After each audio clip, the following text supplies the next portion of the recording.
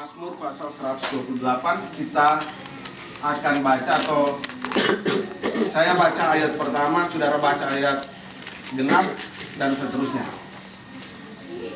Berkat atas rumah tangga, nyanyian Ciara.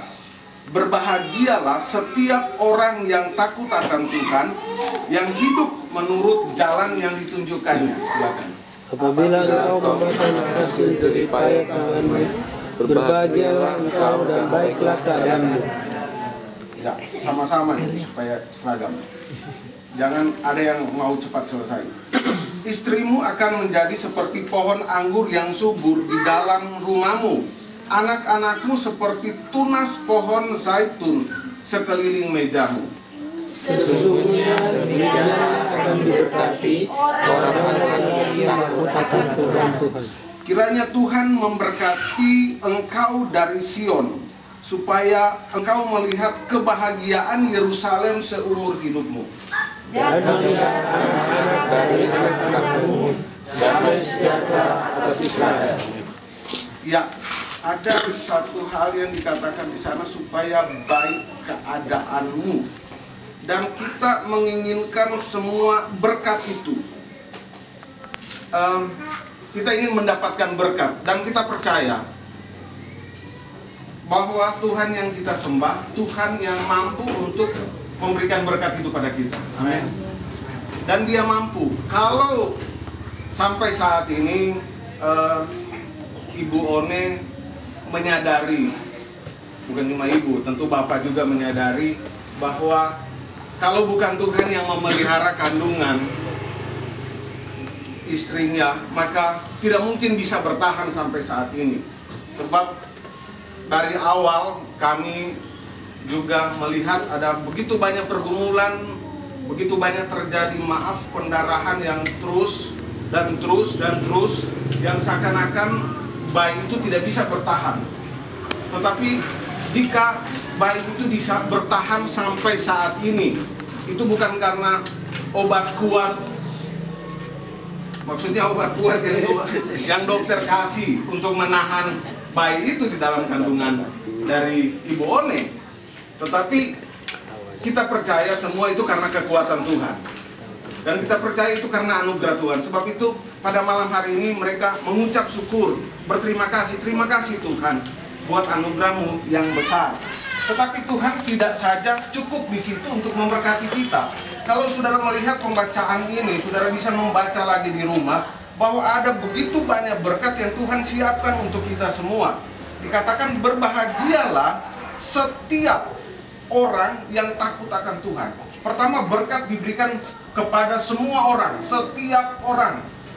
Entah dia suami, entah dia istri, itu dia akan mendapatkan berkat dari Tuhan. Tetapi kalau saudara membaca terus ayat yang ketiga, itu berbicara berkat untuk suami. Dikatakan istrimu akan menjadi seperti pohon anggur yang subur dalam rumahmu. Maksudnya jadi subur, saudara.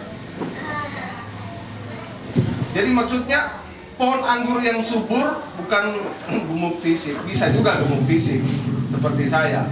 Nah, itu bicara tentang keberkatan, jaminan kebahagiaan yang akan menjadi bagian daripada kita sebagai keluarga.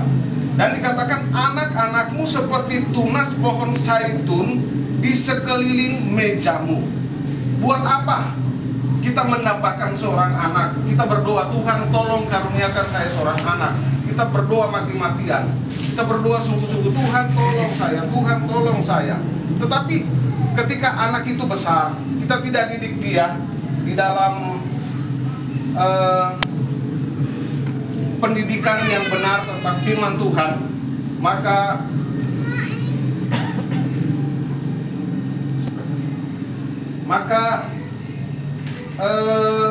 anak itu akan menjadi anak yang liar. Sebab itu saudara-saudara yang kekasih, ketika Tuhan sudah memberikan kita anak, mari belajar didik anak itu di dalam kebenaran firman Tuhan. Amin. Saudara mau didik anak dalam kebenaran firman Tuhan?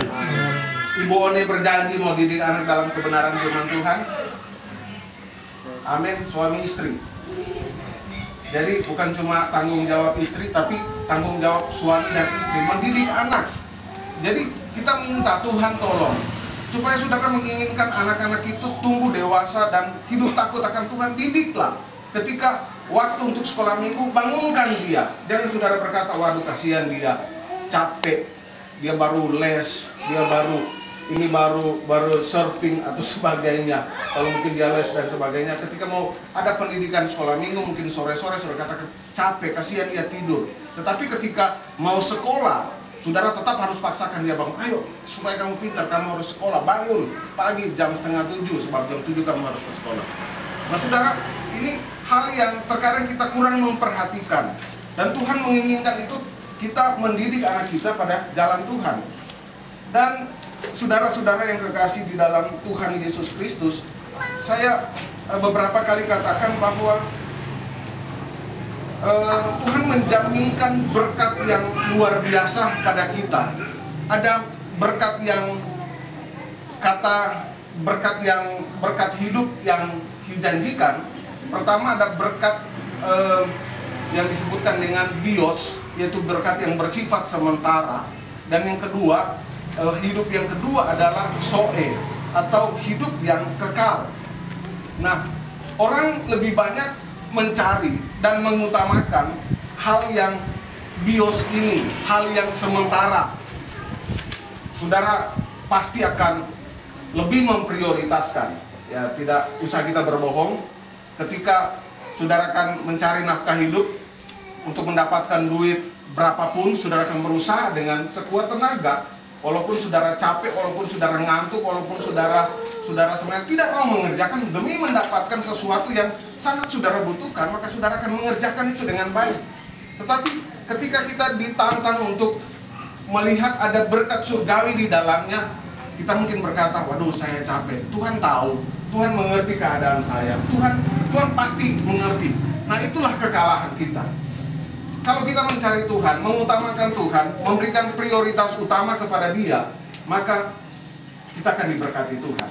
Amin, saudara. Nah, saudara, dikatakan berbahagialah setiap orang yang takut akan Tuhan. Takut akan Tuhan. Mari kita menjadi orang yang takut akan Tuhan. Amin. Takut akan Tuhan. Saudara akan hidup berbahagia kalau saudara takut akan Tuhan. Tetapi kalau saudara tidak takut akan Tuhan, saudara tidak akan hidup bahagia. Kepala keluarga, Bapak Dwi, kalau ingin hidup berbahagia, takutlah akan Tuhan. Ibu One, mereka berdua, kita semua, kalau mau hidup berbahagia, takut akan Tuhan. Dikatakan setiap orang. Hal yang kedua, dikatakan kepada setiap laki-laki, sesungguhnya demikianlah akan diberkati orang laki-laki yang takut akan Tuhan. Keluarga akan diberkati. Jadi berkat itu secara pribadi, dan juga berkat itu turun kepada kita sebagai kepala keluarga, sebagai imam. Jadi anak muda ini sebagai calon-calon bapak-bapak, itu berkat akan mengalir dalam keluarga. Jadi takut akan Tuhan, kuncinya takut akan Tuhan, hormati Dia, memberikan satu penghormatan yang baik kepada Dia. Terkadang kita tidak dapat menghormati Tuhan dengan baik, yang simpel saja saya katakan, mungkin dengan hal-hal yang kurang pantas kita lakukan. Kita tidak, ketika kita memuji Tuhan, kita asal-asalan memuji Tuhan. Ketika kita mendengarkan firman Tuhan, kita tidak terfokus pada firman